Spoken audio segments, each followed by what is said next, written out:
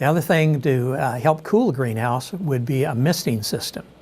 So most people will just hose the greenhouse down and get the humidity built up that way if you know you've got a hot day. And here in the Pacific Northwest, hosing down the floor and the walls works pretty well because we don't have that many long hot days, and that works really well. We talked about the pea gravel on the floor. That holds a lot of moisture. Or your pavers, when you soak those, that'll really help cool a greenhouse.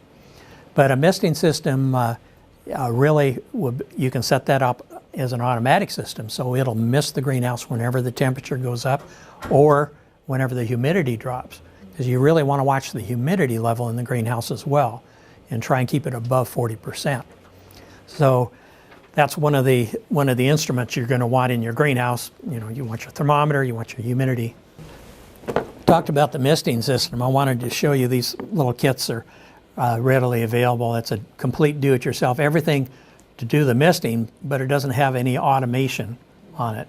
So we make a separate automated solenoid and humidistat combination where you can set this up and be totally automatic. So you can set this to come on whenever your exhaust fan comes on.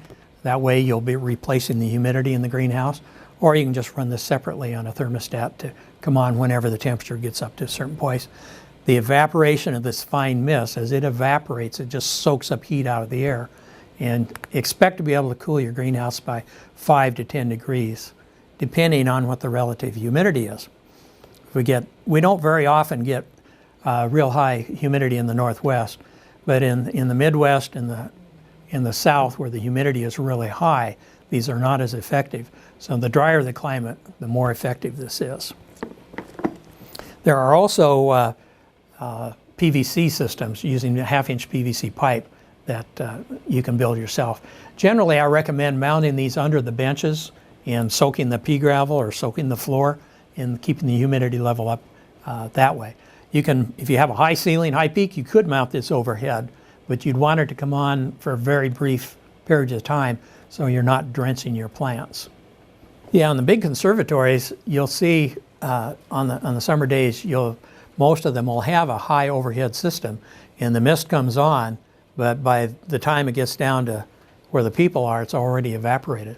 So it's kind of strange to see it pumping all this moisture out, but you don't feel anything. The question is there a minimum water pressure for running a misting system?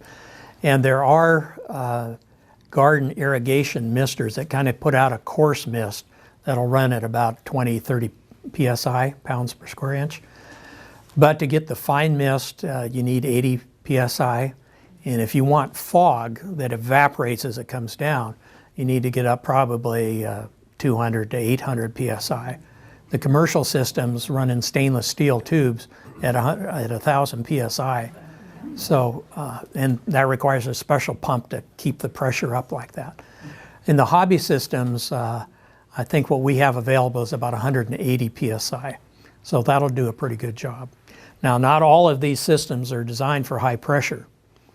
They're mostly designed for line pressure, which you would have normally 60 to 80 pounds. They'll work just fine.